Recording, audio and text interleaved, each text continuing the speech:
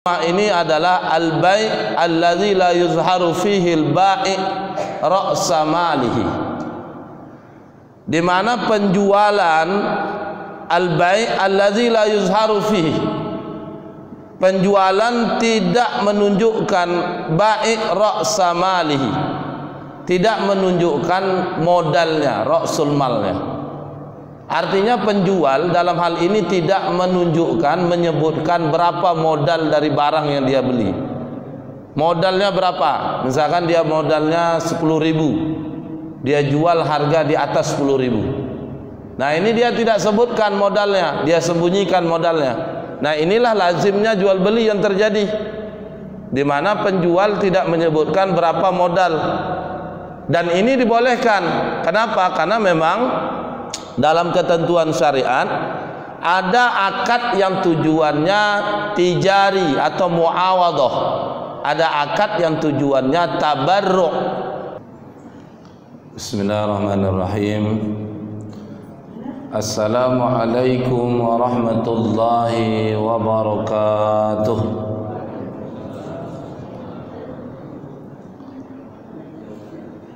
Alhamdulillah, alhamdulillah wa syukrillah, wassalatu ala rasulillah wa ala alihi wa sahbihi wa mawalah, la hawla wa la quwwata illa billah. Ashhadu an la ilaha illallah wahdahu la syarika lah, syahadatan man huwa khairum maqaman wa ahsanu nadiyya. Wa ashhadu anna sayyidana Muhammadan abduhu wa rasuluh, al-muttasifu bil makarimi kibar wa sabiyya. Allahumma salli ala sayyidina Muhammad sadiqul wa'di wa kana rasulan nabiyya, wa ala alihi wa ashabihi alladzina yuhsinuna islamahum wa lam yaf'alu syai'an fariyya. Subhanaka la ilma lana illa ma 'allamtana innaka antal alimul hakim. Rabbi shrah li sadri wa yassir li amri wahlul 'uqdatam min lisani yafqahu qawli, amma ba'd. Bapak Ibu hadirin wal hadirat, tamu-tamu Allah, jemaah salat fardu maghrib Masjid Darussalam yang kami hormati, alim ulama, cerdik pandai, tokoh masyarakat, pengurus masjid beserta jajaran, yang besar tak disebut gelar, yang kecil tak dipanggil nama. InsyaAllah kita semua senantiasa diridhoi dan berada dalam barokahnya Allah Subhanahu wa ta'ala. Amin ya rabbal alamin. Bersyukur kehadirat Allah dengan lafaz alhamdulillahi rabbil alamin. Pada malam ini kita bisa kembali bermuajahah dalam majlis ilmu yang dimuliakan dan berkahi oleh Allah. Mudah-mudahan Allah berikan keistiqomahan kepada kita hingga Allah menetapkan keputusan. Allah menjemput dengan mengutus malaikat Israel datang menjemput kita, berpisahnya ruh dari jasad kita masing-masing. Salawat dan salam dikirimkan ke hariban baginda Nabi sallallahu alaihi wasallam bilafzin Allahumma salli ala sayyidina Muhammad wa ala ali sayyidina Muhammad. Assalamu alayka ya Rasulullah. Bapak Ibu yang berbahagia, malam ini kita melanjutkan kajian pembahasan masih seputar tentang jual beli, yang kita sudah bahas pertemuan sebelumnya tentang jual beli berdasarkan penetapan harga, barang dagangan. Malam ini kita coba bahas jual beli berdasarkan penetapan harga. 2 pekan yang silam kita sudah bahas terkait dengan jual beli salam, istisna, dan juga jual beli buah yang masih di pohon. Itu masalah satu masuk dalam kategori jual beli berdasarkan barang dagangan. Nah malam ini kita bahas jual beli berdasarkan penetapan harga. Dari penetapan harga itu maka dikenal ada macam-macam tentang jual beli. Yang ini mesti kita pahami Bapak Ibu yang berbahagia, karena mengulang apa yang diungkapkan oleh Abu Laits As-Samarqandi, seorang ulama di dalam kitab Lisanul Hukam. Beliau menjelaskan la yahillur lirrajul, tidak halal bagi seseorang ayastaghila bil bai'i wasyira', yang melakukan akad jual beli malam yahfaz kitab al-buyu', kecuali melainkan atau sebelum ia menguasai tentang bab jual beli. Artinya dari apa yang diungkapkan oleh Abu Laits As-Samarqandi ini, seorang boleh melakukan transaksi muamalah atau jual beli itu kalau harus paham tentang hukum jual beli, paham tentang bab jual beli, paham secara umum konsep muamalah. Nah, termasuk jual beli dalam hal penetapan harga ini. Kalau kita sudah bahas sebelumnya, itu secara umum jual beli pembagian berdasarkan penetapan harga itu terbagi ada 3 jenis. Pertama ada namanya bai'ul musawamah, yang kedua bai'ul muzayadah, yang ketiga bai'ul amanah. Nah, ini yang 3 poin yang akan kita bahas menjelang jam 19.00. Setelah itu kalau ada yang mau sharing, diskusi, dipersilakan. Nah, yang pertama bai'ul musawamah. Musawamah ini nama lainnya atau bahasa kita dikenal jual beli tawar menawar.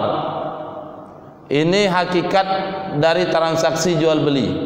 Jual beli yang pada asalnya dikenal adalah jual beli dengan tawar menawar.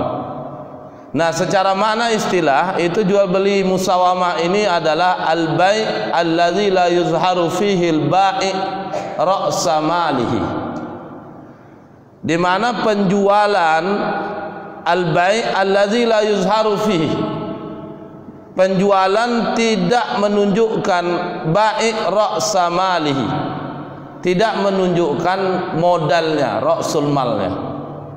Artinya penjual dalam hal ini tidak menunjukkan, menyebutkan berapa modal dari barang yang dia beli. Modalnya berapa? Misalkan dia modalnya 10.000, dia jual harga di atas 10.000. Nah, ini dia tidak sebutkan modalnya, dia sembunyikan modalnya.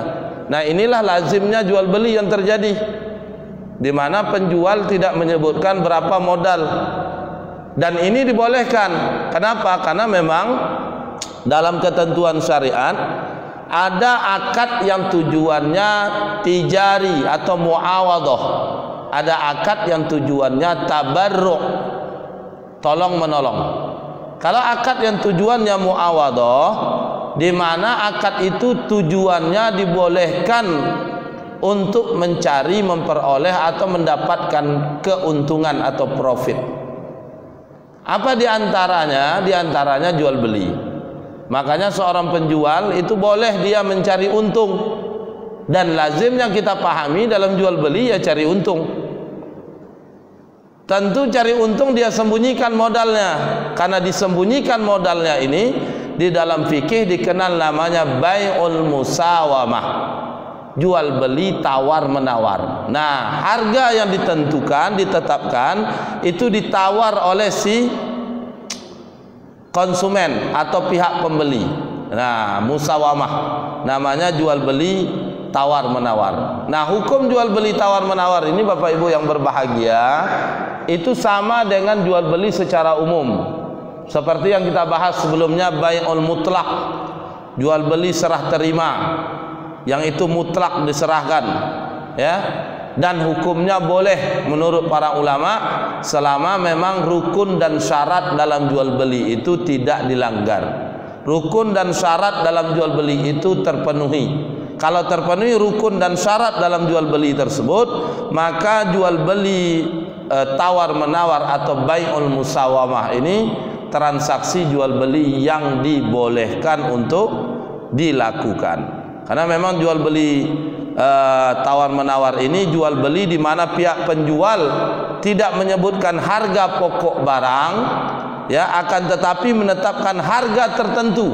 Pokoknya tadi 10.000, dia sebutkan harganya misalkan 18.000, ya, dia tentukan harga tertentu dan membuka peluang bagi orang untuk menawar. Nah, apalagi di Pekanbaru ini kan, Pekanbaru modalnya 10 dibuatnya 20. Karena dia tahu tabiat orang Pekanbaru pasti nawar minimal 40%, 30%, 25%. Kalau ditawar 12.000 masih untung 2.000. Nah, itu makanya disebut musawamah, ya. Nah, jual beli ini hukumnya boleh selama ketentuan rukun dan syarat yang kita sudah bahas sebelumnya itu terpenuhi, syarat-syarat dalam jual beli juga terpenuhi, maka jual beli tawar menawar ini boleh. Itu yang pertama. Yang kedua, bai'ul muzayadah. Bai'ul muzayadah ini jual beli, nama lainnya adalah jual beli lelang. Ya, jual beli lelang, di mana salah satu jenis jual beli, pembeli menawarkan barang di tengah keramaian, lalu para pembeli saling menawar dengan harga yang lebih tinggi. Sampai pada batas harga tertinggi dari salah satu pembeli, lalu terjadi akad dan pembelian tersebut mengambil barang dari penjual. Nah, jadi ini misalkan ditetapkan berapa nih, buka harga 2.000, ada yang tawar, silakan ditawar. Belum ditetapkan akad loh Pak, baru tawar menawar 2.500, 3.000. Nah, siapa lagi? Ada yang lain? Ternyata tidak ada. Berarti yang 3.000 yang berhak mendapatkan barang ini. Nah, ini namanya jual beli muzayadah, bai'ul muzayadah atau jual beli lelang. Nah, kalau kita lihat di dalam nas, berdasarkan nas di dalam hadis Nabi SAW, maka bai'ul muzayadah ini hukumnya boleh. Kebolehannya memang berdasarkan ada banyak hadis. Misalkan hadis yang masyhur itu diriwayatkan oleh Imam Al-Bukhari dalam kitab dalam bab jual beli, ya, di mana terkait dengan seorang sahabat yang mengadukan nasibnya, kondisinya kepada Nabi, dan dia meminta bantuan kepada Nabi. Nah, Nabi balik bertanya, apakah ada bersamamu harga barang yang memiliki nilai? Artinya ada barang yang tidak punya nilai tidak? Nah, sahabat ini bilang, dalam sebuah riwayat diceritakan, itu katanya punya Rasul 2 potong atau lembar kain dan 1 cawan gelas. Nah, kalau begitu bawa 2 lembar kain ini. Nah, ketika dibawa oleh sahabat tadi, datanglah Rasul menawarkan kepada sahabat, siapa yang mau menawarkan 2 lembar kain ini? Sahabat ada yang angkat tangan, saya tawar harganya 1 dirham. Rasul kembali menawar, siapa lagi? Ada yang lain? Nah, ada sahabat angkat tangan, saya tawar harganya, saya beli harganya 2 dirham. Nah, maka sahabat yang mengatakan 2 dirham ini yang ditetapkan oleh Nabi sebagai pemilik, ya, penawaran yang tertinggi, dari 1 dirham menjadi 2 dirham. Ini menjadi dalil Bapak Ibu kebolehan daripada bai'ul muzayadah, jual beli lelang, di mana si penjual itu menawarkan harga di khalayak ramai dan dia membuka harga dan orang menawar. Harga yang tertinggi ditetapkan sebagai pembeli dari barang yang dia lelang. Terkait dengan jual beli muzayadah ini, Ibnu Abdul Bar pernah berkata, apa kata Ibnu Abdul Bar? Innahu la yahrumul bai'u mimman yazid ittifaqan. Apa kata Ibnu Abdul Bar? Innahu la yahrumu, sungguh jual beli muzayadah ini tidaklah diharamkan, bai'un, ya, tidak diharamkan menjual beli barang kepada orang menambahkan harga, yazidu ittifaqan, menambahkan harga itu tidaklah dilarang. Artinya seperti Nabi lakukan tadi, ini harganya berapa, siapa yang mau nawar silakan 1 dirham. Sahabat yang lain bilang 2 dirham, kan bertambah harganya. Maka menurut Ibnu Abdul Bar ini perkara yang dibolehkan. Sehingga dengan demikian Bapak Ibu yang berbahagia, jual beli lelang ini hukumnya boleh menurut para ulama. Jumhur ulama berpendapat boleh, ya. Tentu ada hal-hal yang sesuai fakta hari ini yang perlu kita perhatikan. Terkadang ada lelang secara manual, di dalamnya berpeluang terjadi riswah.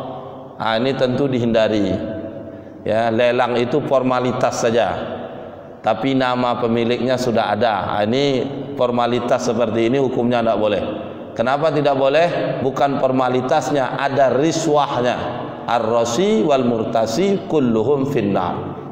Ya, yang meriswah, menyogok sama yang menerima sogok, yang menyuap sama menerima suap, hukumnya ya tempatnya finnar, di neraka. Nah, atau dalam hal lain, tapi tidak dikasih di awal Ustaz, cuma kalau lelangnya dia dapat baru dikasih. Ini masuk kategori hadiah yang diharamkan. Bukankah hadiah itu boleh? Betul, tahadu tahabbu, saling memberi hadiahlah kalian, maka kalian saling mencintai. Ini hadis Nabi. Nabi menganjurkan untuk saling memberi hadiah.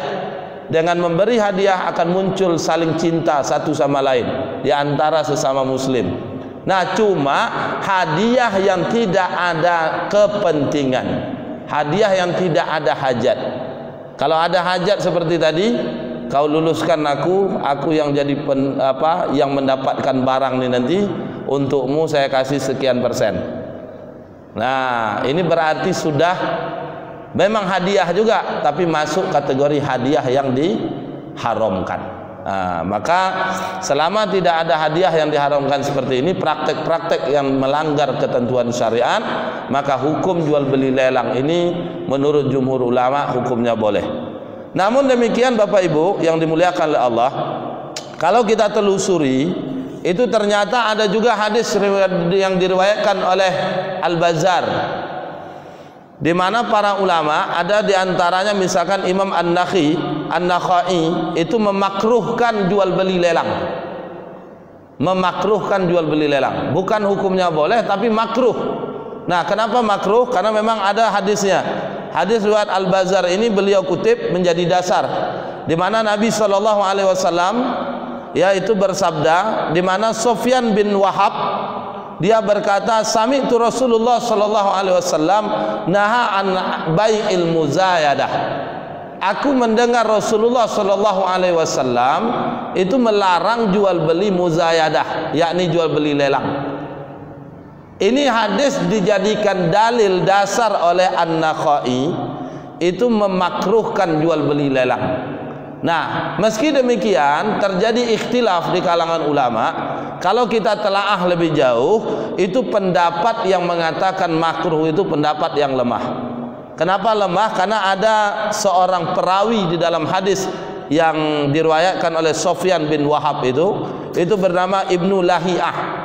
Ibnu Lahiyah ini dianggap perawi yang lemah atau cacatnya di sana.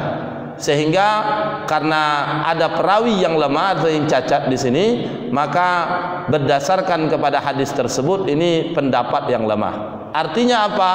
Pendapat jumhur tadi yang membolehkan jual beli lelang atau bai'ul muzayadah adalah jual beli yang dibolehkan untuk dilakukan. Ini yang kedua, bai'ul muzayadah. Yang ketiga Bapak Ibu yang berbahagia, ada namanya jual beli amanah. Jual beli amanah ini jual beli atas dasar kepercayaan, di mana kedua belah pihak percaya. Maka dari jual beli muamanah ini muncul 3 jenis jual beli. Pertama ada namanya bai'ul murabahah, yang kedua bai'ut tauliyah, yang ketiga bai'ul wadhi'ah. Apa bedanya? Kalau bai'ul murabahah asal katanya ribhun, keuntungan, di mana si penjual menyebutkan besar modal dari barang yang dibeli dan dia meminta dan menetapkan besar keuntungan yang dia ambil. Artinya penjual pembeli sama tahu berapa keuntungan diambil oleh si penjual. Misalkan air ini saya beli 2.500, saya minta ini 2.500, saya jual ke kamu 3.000, berarti 500 rupiah untung yang saya dapatkan. Atau begini, saya jual ini 2.500 plus 10%. Keuntungan yang saya dapatkan 10%. Kenapa? 10% ini 2.500 modalnya. Nah, 2.500 ini modalnya. Keuntungan 10% itu dikasih tahu oleh si penjual kepada pembeli, maka ini disebut murabahah. Makanya kalau Bapak Ibu punya kelebihan uang, Ini bagus dijadikan peluang bisnis bai'ul murabahah. Punya duit daripada ngendap di bank, tidak punya tujuan yang jelas bagi yang mengendap. Bagi yang tak mengendap tidak usah risau. Kadang kan tidak sempat mengendap udah habis duluan. Ya, belum sempat mengendap udah habis. Ini bagi duit yang banyak tersimpan di bank. Apa tujuannya? Tak ada tujuan. Mau nikah anak, anak sudah nikah semua. Mau bangun rumah, rumah sudah mewah. Mau beli kebun, kebun sudah ada. Mau apa lagi? Untuk tua, masa tua tak sampai tak tidak tua. Untuk apa? Untuk anak sekolah, anak dan tidak ada yang sekolah. Lantas duit disimpan di bank untuk apa? Tidak punya tujuan jelas. Ini hati-hati. Ini yang Allah ancam nanti dalam masuk kategori, kalau tak punya tujuan yang jelas itu masuk kategori kanzul mal. Kanzul mal itu penimbunan. Orang punya duit tapi tidak punya tujuan. Makanya beda kanzul mal sama idkhar. Idkhar itu menabung. Kalau orang menabung itu punya tujuan. Punya anak bertiga. Sekarang masih SD, SMP, SMA. Rencananya, targetnya sepakat suami istri anaknya ini minimal kita nanti anak kita tamat S1 kuliah. Kita deposit uang untuk satu orang anak kita itu 300 juta.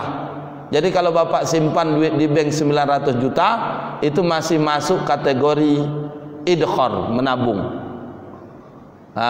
Kita belum punya rumah, kita simpanlah duit di bank. Untuk apa? Untuk kalau cukup duitnya nanti ada orang terdesak jual rumah, kita beli. Nah, berarti idkhar, menabung. Tapi kalau tidak ada tujuan, ini bukan idkhar, namanya kanzul mal. Allah ancam dalam surah ke-9 surah At-Taubah ayat ke-34. Wallazina yaknizuna az-zahaba wal-fiddata wa la yunfiqunaha fi sabilillah fabashshirhum bi'adzabin alim. Orang yang melakukan penimbunan emas dan perak dan tidak menginfakkannya di jalan Allah, fabashshirhum, maka kasih kabar gembira kepada mereka. Apa kabar gembiranya? Bi'adzabin alim, dengan azab yang pedih. Makanya duit harus punya tujuan. Tapi Ustaz, saya duit saya ada, tak saya ini cuma simpan di bank, pas mau ke pasar baru saya tarik. Itu tidak masalah, berarti idkhar itu ngendap bentar aja tuh Pak, tahan bentar. Makanya kalau yang punya duit bagus dikembangkan ke sektor real, karena memang Islam hanya mengenal bisnis atau ekonomi sektor real, tidak non real. Artinya apa? Uang itu kalau kita pegang, kita miliki, harus berkembang. Karena kalau tidak berkembang nanti kena juga zakatnya. Zakat itu tidak sekali Pak. Tanggal 1 Desember 2021 atau 1 Muharram 1443 Hijriah punya duit sampai nisabnya, atau kayak tadi 900 juta. 900 juta itu sudah sampai nisab. Maka 1 Muharram 1444 keluarkan 2,5%. Duitnya tidak nambah. Keluarkan 2,5% dari 900 juta. 1445 keluarkan lagi 2,5%. Ini yang kata Nabi, jangan kau mengikis-ngikis hartamu. Harta itu akibatnya hakikatnya bisa produktif, berkembang, tapi tidak dikembangkan, melainkan ada kewajiban di dalamnya bayar zakat. Kemarin ada nanya, zakat itu bukan sekali Ustaz. Karena ada sampai nisab, berlalu haul setahun, dibayarnya sekali. Sudah itu tak bayar-bayar lagi. Tidak, tetap bayar. Selama masih ada sampai nisab, terus bayar, terus dibayar sampai selesai. Sampai tidak ada nisabnya sampai lagi Pak. Nisabnya ada dua, nisab emas atau nisab perak. Kalau nisab emas 85 gram, kalau nisab perak itu sekitar 500-an gram. Misalkan dia 200 dirham, 595 gram perak, 595 gram perak atau 200 dirham. Kalau 1 dirham 70.000, 200 dirham itu sekitar 14 juta. Kalau duit 14 juta itu udah kena zakat. Tapi zakat berdasarkan standar dirham. Kenapa kita pakai dirham? Karena duit yang kita pakai hari ini bukan menggunakan standar emas dan perak. Atau duit yang kita pakai hari ini bukan berupa emas atau perak, tapi uang yang kertas, konon kabarnya katanya menggunakan standar emas. Nah, karena zakat itu adalah zakat uang, dulu uangnya adalah emas perak, hari ini uang kita uang kertas, maka untuk kehati-hatian, ikhtiyat, untuk kehati-hatian, kalau nisab emas tak nyampe, maka pakai standar nisab perak. Maka 14 juta duit itu dalam waktu haul setahun itu sudah kena 2,5% dari 14 juta. Apalagi 900 kena. Nah, makanya harus produktif. Produktifnya solusi salah satunya apa? Buat usaha, kasih modal pembiayaan, belikan barang ada yang orang yang butuh. Nah, berapa modalnya? 2,5 juta, dijual misalkan 2,5 juta plus 30%. Saya ambil untung modalnya 2,5 juta, saya ambil untung 30%. Nah, maka dibayar totalnya berapa, itulah dicicil bayarnya. Nah, karena dikasih tahu modalnya 2,5 juta, keuntungan pun dikasih tahu berapa diambil oleh si penjual, ini disebut namanya murabahah, atau asal katanya ribhun alias keuntungan. Hukumnya boleh. Yang kedua, bai'ut tauliyah, jual beli di mana penjual itu menjual dengan harga pokok.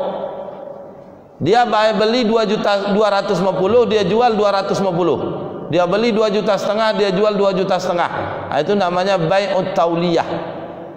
Nah, keuntungannya di mana? Kalau ada yang mau ngasih untung lebih, kalau enggak. Nah, itu nama tauliyah, Pak. Nah, yang ketiga ada namanya bai'ul wadhi'ah, jual beli di bawah harga pokok. Nah, ini yang faktanya kalau hari ini bisa kita lihat pada pedagang buah. Pas buah baru datang itu harganya masih standar normal, untungnya besar. Tapi kalau udah beberapa hari, apalagi jeruk udah mulai lisut buahnya, itu kadang jual harga di bawah harga modal lagi. Ya, asal jangan busuk, terbuang aja. Kalau dipertahankan akan busuk, ada yang beli diturunkan harganya.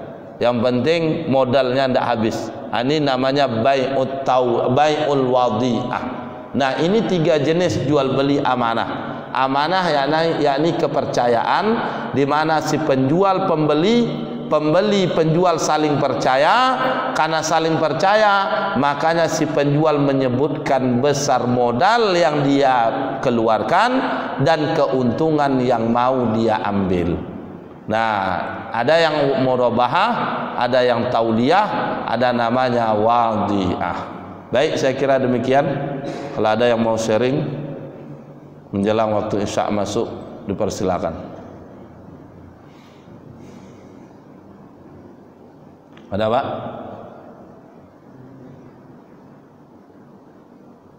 Nggak usah takut nanya, Pak. Kadang-kadang kita ini takut kita nanya. Ya, Bu. Ibu, silakan, Bu. Waalaikumsalam.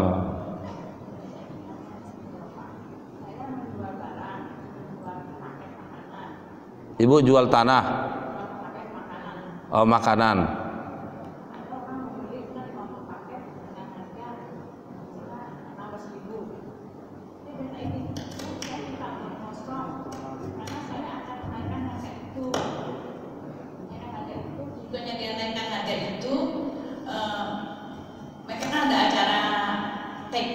Dia mendapat makanan harga itu gitu Pak. Jadi sebenarnya harganya 16.000 saya kasih kan. Dia naikkan ke ibu-ibu anak-anak itu 20.000. Yang 4.000 itu dia akan belikan makanan untuk guru-gurunya. Oh, yang 4.000-nya. Jadi kosong dan dicap stempel toko. Itu gimana tuh Pak? Nah, makanya harus jelas faktanya, Bu. Dia minta untuk kosong ini untuk keuntungan dia atau memang kayak lembaga. Bagusnya kalau itu niatnya untuk konsumsi guru, seharusnya tidak usah disebut 16, konsumsi 20.000 selesai. Lazimnya orang minta kwitansi kosong ini untuk keuntungan dia. 16.000 dilaporkan ke kantor, ke sekolah 20.000. 4.000 dia ambil keuntungan. Ini yang tak boleh. Ini berbohong namanya. Iya, dia udah katanya Pak, dia udah izin yayasan mengambil buku itu dari balik murid dengan tujuan buat konsumsi guru-guru. Dia udah bilang sama yayasan. Jadi saya salah nggak gitu loh mengasih bon kosong ke dia gitu. Nah, di sini Bu, makanya faktanya harus jelas. Ibu salah tidak salah tergantung faktanya. Kalau faktanya ibu mendukung kebohongan, ibu salah. Kalau faktanya dia benar tidak mendukung kebohongan, ya tidak masalah. Kalau memang dia mau ngambil 20.000, ya udah saya jual aja, buat kwitansi tulis 20.000. Ini resmi dari yayasan, ya udah. Jangan dikasih kwitansi kosong. Nanti ibu dibilang ke ibu 20.000. Mohon maaf, zaman sekarang ini krisis multidimensi. Dibilang 20.000, dibuatnya 30. Gimana? Sebaiknya yang seperti itu, dah begini aja, saya jual aja harga model 16, saya kasih fee kamu sekian, dan ini memang resmi dari sekolah. Karena memang resmi dari sekolah, hukumnya boleh. Tapi kalau ini untuk dia pribadi, ini namanya penipuan, bohong, nggak boleh dia. Itu harta gulul namanya, harta curang. Wa may yaghlul ya'ti bima ghalla yaumal qiyamah. Ibu memfasilitasi orang untuk berlaku curang. Tapi kalau ini resmi dari sekolah, ya udah saya buat harga 20.000. Nih, harga 20.000, saya kasih kamu untung 4, pihak sekolah 4.000. Kan ini resmi dari sekolah kan? Ini keuntungan. Kan biasa aja itu. Kalau resmi dari pihak lembaga, ini kan biasa lembaga cari-cari keuntungan. Kalau sini dapat 17, sini 18, ini ada 16, berarti kan memperkecil pengeluaran. Tapi itu resmi. Kalau resmi boleh. Tapi kalau tidak resmi, dia anggap itu sebagai pendapatan atau penghasilan dia, ini masuk harta gulul. Ini yang perlu ibu pastikan. Kalau ibu ragu, khawatir, sebaiknya tidak usah dikasih. Mohon maaf, saya tidak melayani yang seperti ini. Kalau Anda mau, ya silakan dicari di tempat yang lain. Nah, insya Allah kalau ibu karena ketaatan, insya Allah tidak akan berkurang rezekinya. Allah akan kasih rezeki yang lain. Ini dah jaminan dari Allah. Wa may yattaqillah yaj'al lahu makhraja wa yarzuquhu min haitsu la yahtasib. Siapa yang bertakwa, syaratnya harus takwa dulu. Man itu kan ini menjadi syarat dia. May yattaqillah. Siapa saja yang bertakwa kepada Allah, laki-laki maupun perempuan, yaj'al lahu makhraja. Akan kami jadikan jalan solusi, jalan keluar dari persoalannya. Tidak hanya solusi dikasih, wa yarzuquhu min haitsu la yahtasib, dan akan dikasih rezeki yang tak diduga-duga. Insyaallah Allah akan kasih yang lebih baik daripada ibu ragu kayak tadi. Kalau saya pribadi ragu, saya betul ke yayasan, ke sekolah. Kalau benar betul dia, kenapa tak minta yang tertulis? Kenapa harus kwitansinya kosong? Bu, minta kwitansi kosong, tanda tangan, stempel.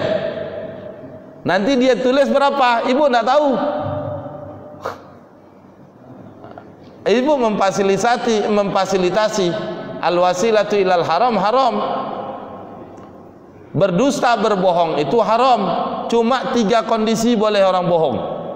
Pertama, saat kondisi perang. Yang kedua, mendamaikan 2 saudara yang bertikai. Bercokak dia, berkelahi. Bapak ibu tempat mengadunya, si A si B. Si A datang ke bapak, diadunya si B keburukan si B. Tapi si B datang ke bapak, diadukan buruknya si A. Sikap bapak apa? Jangan menyiram minyak di bara api. Harusnya ibu bapak ya sampaikan, ketika si A datang memburukkan si B, itu menurut kau aja, kemarin si B datang ke aku nih, Sikit pun tak ada. Jangankan mengucapkan buruknya kau, terniat pun di hatinya tak ada, aku tengok dari wajahnya. Padahal si B ini memburukkan si A. Sebaliknya ke si B dibilang pula ke si A nih, dibilang pula si A nih baik-baiknya si A, bukan buruk-buruknya si A. Ini padahal tak ada faktanya. Faktanya saling memburukkan. Posisi seperti itu Bapak Ibu boleh berbohong. Yang ketiga, berbohong untuk membahagiakan istri. Ya, dimasaknya balik dari sholat isya nih, nanti dihidangkan makanan, ternyata asin Pak. Gimana Bang? Enak Bang? Weh, sekecamatan Siak Ulu ini tak ada bandingan masak kau nih. Memang betul, karena Siak Ulu ini masakannya pas Pak, ini asin. Itu bohong kayak gitu boleh, bahagiakan istri. Kulitnya hitam dibeli baju warna ungu. Gimana Bang? Suka Bang? Weh, ini hadiah yang luar biasa dalam hidup abang nih. Padahal sekali itu aja coba tak pernah dipakai lagi. Ya, tak cocok kulitnya hitam pakai baju warna ungu. Nah, yang kayak gitu, itu 3 bohong. Tapi kalau kayak tadi tidak boleh. Kalau ibu ragu tidak boleh. Kullu man aana ala maksiatin haram. Setiap tolong menolong dalam rangka kemaksiatan hukumnya haram. Saling menolong dalam maksiat maka hukumnya haram. Maka ibu jangan berpikir, mohon maaf, ibu jangan berpikir dari sisi wah ini kan banyak keuntungan saya nih, saya kasih kwitansi kosong, apa salahnya, bukan rugi saya. Bukan bicara ruginya lagi. Saya malah takut Pak. Kalau ibu kalau ibu takut itu luar biasa, berarti ada benteng filter keimanan dalam diri itu. Maka dipertahankan aja. Kalau ibu takut kayak gitu, itu udah kabar itu.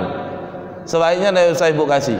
Mohon maaf saya tidak melayani yang seperti ini. Kalau mau saya jualnya 16. Kalau enggak, kalau kalian mau cari untung 16.000 nih, saya jual 16.000, nanti saya kasih misalkan bayar aja 14.000. 2.000-nya betul masuk ke yayasan, ke sekolah.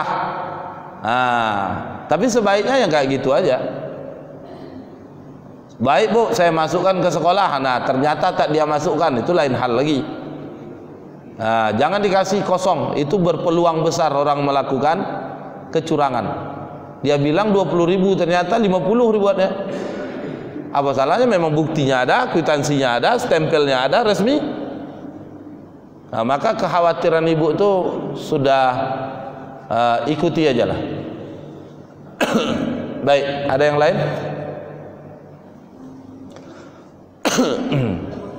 Ya Pak. Waalaikumsalam.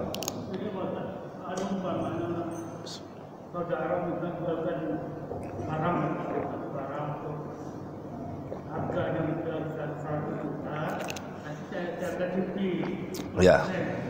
Tapi di luar ketentuan dari perdagangan ini, kita harga 1 juta, kita jual 120 juta.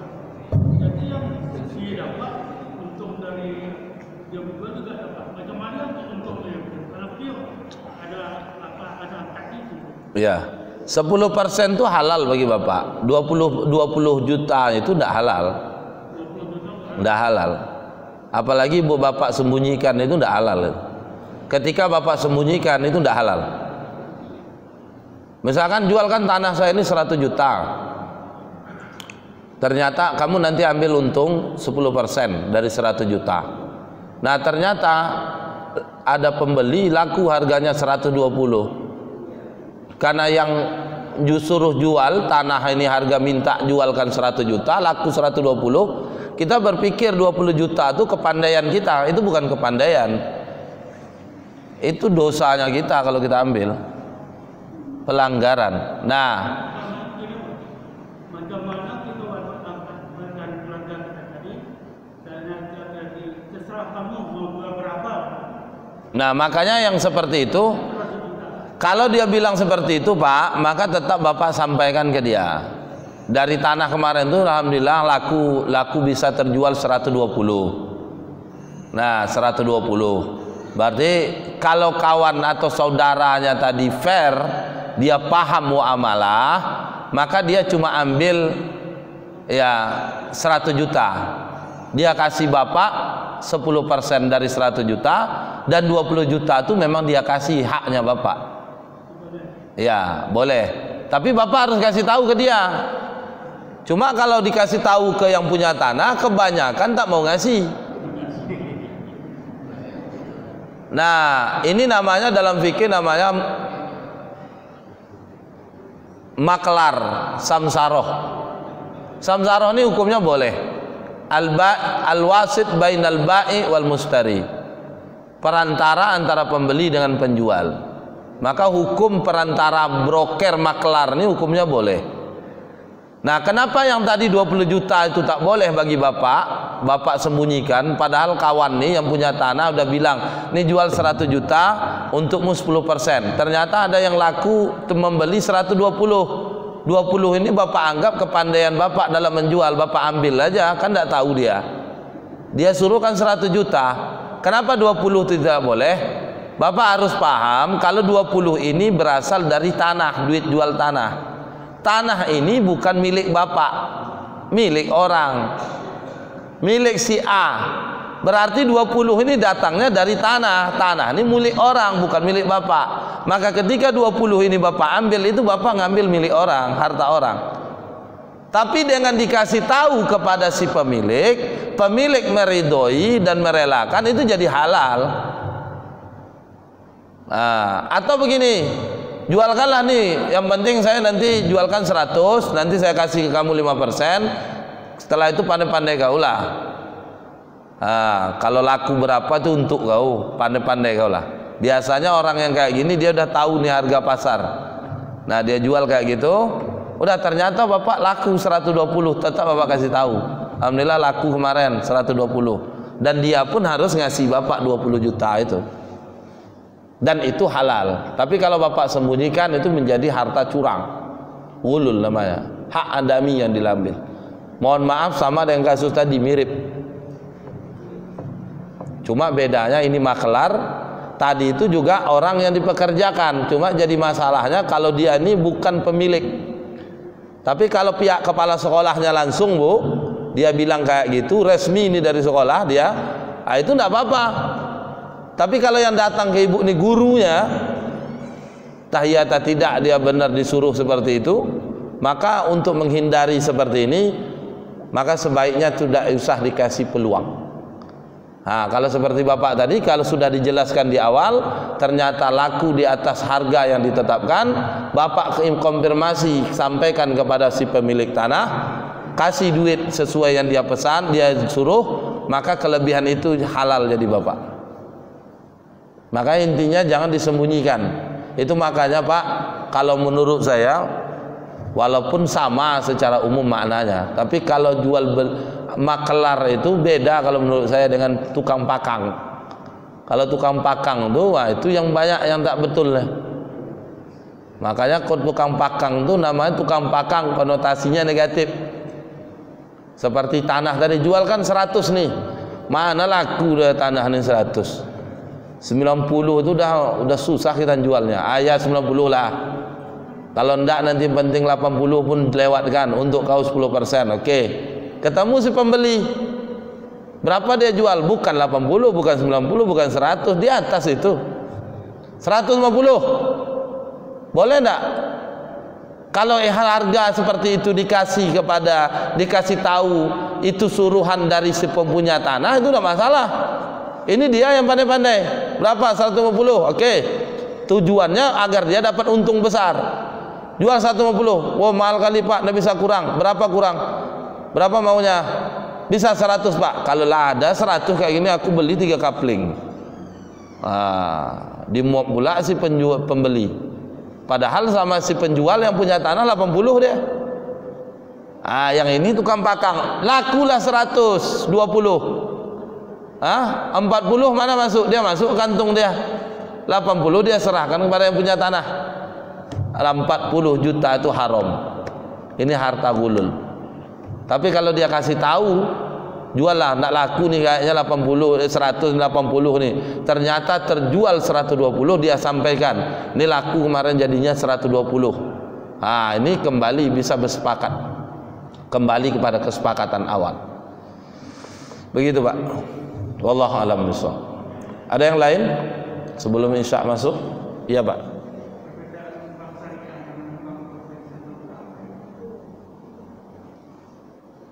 Ini susah saya menjawabnya Pak. Menjawab iya atau tidak. Ya, kalau secara teori beda yang mendasar bank syariah dengan konvensional itu di akad. Di akadnya. Akadnya itu yang membedakan. Cuma secara prakteknya hari ini ada yang masalah, ada yang benar. Makanya kalau pertanyaan Bapak itu susah saya jawabnya. Kecuali forum terbatas. Kalau majelis kayak gini susah kita jawabnya. Tapi kalau forum terbatas enak mendetailinya. Cuma saya bisa kasih analogi Pak, bank syariah itu seperti seekor hewan. Hewan ini badannya badan babi, kakinya kaki sapi. Seekor, enggak sama Pak. Saya nanya kepada Bapak, apa hukum hewan ini?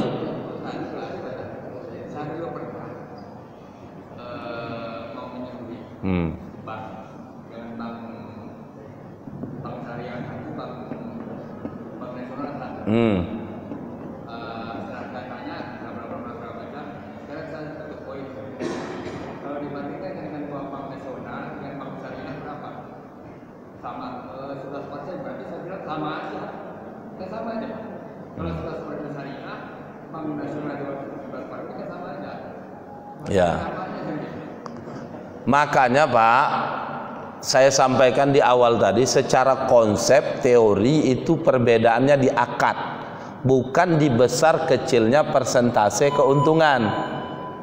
Kalau persentase keuntungan boleh aja orang mau ngambil besar berapa, tapi akadnya ini secara teori konsep. Cuma faktanya, ini makanya kalau saya jawab secara faktanya itu seperti seekor hewan tadi. Badannya badan babi, kakinya kaki sapi. Kalau saya tanya kepada Bapak Ibu, apa hukum hewan ini? Apa hukumnya? Halal atau haram? Hah? Bapak tidak bisa jawab haram. Kenapa? Haram memang badannya badan babi, kakinya kaki sapi. Halal. Oh halal hewan ini Ustaz? Tidak bisa juga. Kakinya ya halal, badannya badan babi. Nah, saya kira ini paham lah Bapak. Maka dari itu tidak bisa Bapak generalisir sama aja, tidak bisa. Ada yang beda. Haram semua, enggak. Ada yang halal. Halal tuh udah aman tuh bank syariah, enggak juga. Banyak yang masalah. Makanya nanti saya mau bahas juga. Ini kan ada bai'ul amanah, jual beli amanah. Salah satunya itu bai'ul murabahah. Di bank syariah ada murabahah. Apakah sama murabahah di bank syariah dengan murabahah di fikih? Jawabannya tidak sama. Kalau murabahah di bank di fikih itu melibatkan dua pihak, pembeli penjual. Tapi kalau murabahah di bank syariah, murabahah bil amil wasyira, itu melibatkan tiga pihak. Bank syariah, nasabah, pihak supplier, atau kalau motor dealer. Ini tiga pihak yang dia libatkan Pak. Ini tidak sama. Sehingga memang nanti terjadi faktanya bukan jual beli barang kadang, tapi faktanya hutang piutang. Maka dari itu kalau pertanyaan Bapak tadi, apa bedanya bank syariah sama konvensional?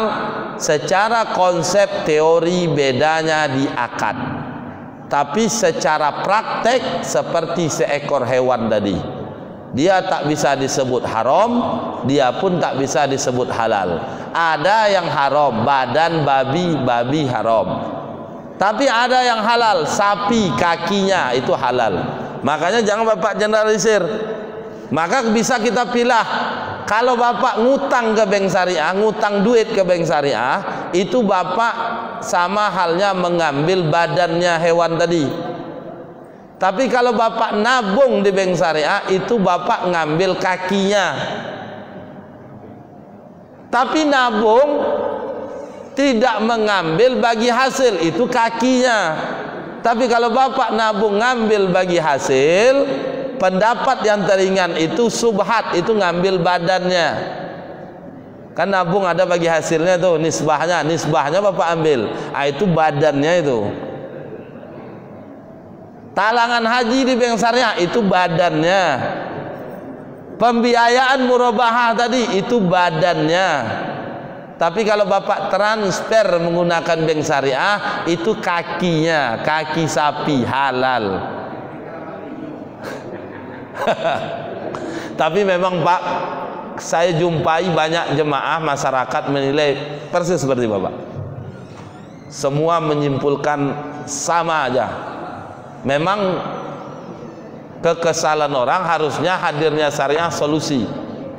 Tapi kehadiran syariah tidak menjadi solusi. Kenapa tidak? Memang iya Pak.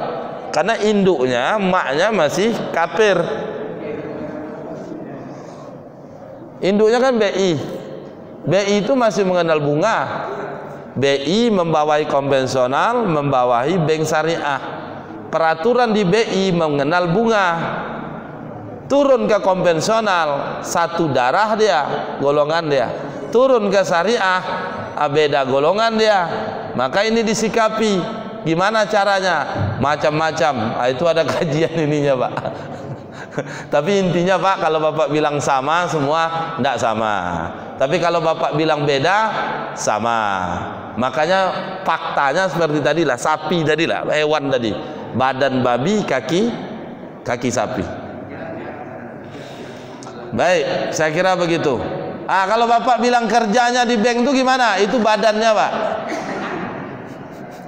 Baik, saya kira gitulah. Ya wallahu alam bisawab. Pada Allah saya mohon ampun, pada bapak ibu saya mohon maaf, kurang lebih saya mohon diberikan kemaafan. Mari kita tutup majelis kita dengan membaca Ummul Al-Quran dan tasbih kafaratul majlis. Kiramil Fatihah. A'udzubillahi minasyaitonir rajim. Bismillahirrahmanirrahim. Alhamdulillah rabbil alamin arrahmanir rahim maliki yaumiddin. Iyyaka na'budu wa iyyaka nasta'in ihdinas siratal mustaqim siratal ladzina an'amta 'alaihim. Bismillahirrahmanirrahim. Subhanakallahumma bihamdika nasyhadu an la ilaha illa anta nastaghfiruka wa natubu ilaik. Walhamdulillahi rabbil alamin. Wabillahi hidayah wa taufiq. Wassalamu alaikum warahmatullahi wabarakatuh.